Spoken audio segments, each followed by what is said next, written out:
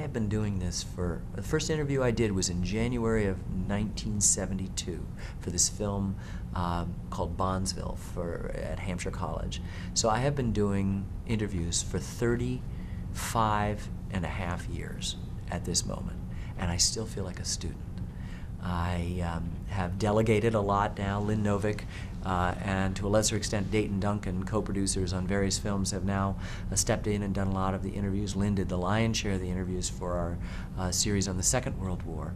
But all of us, it's following out of stuff that I've learned about how to speak to people. It's born of that same initial moment of a still photograph, that I have an obligation not to take from you, to appropriate, as Susan Sontag famously wrote and pejoratively wrote in her essay on photography, that by the act of photographing you, and I guess by extension filming you, I'm appropriating something.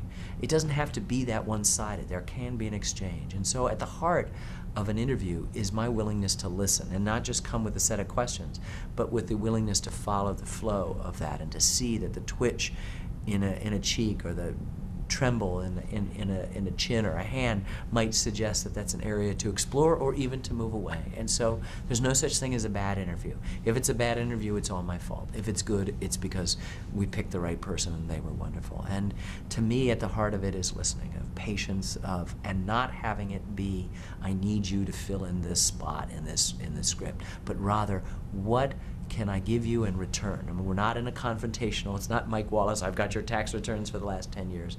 We try to film you in the best place, and we try to later on honor your kindness to us by always showing you in the best light. We've rarely hung anyone out to dry in our films. I mean, even in the Thomas Hart Benton film, Hilton Kramer, the critic, was so anti Thomas Hart Benton, hated his work so much that he was almost comical, and there were places in which that he was trapped by the one-sidedness of that commentary. But we still loved him and honored him and did that, and he loved the film too, even though it celebrated Thomas Hart Benton.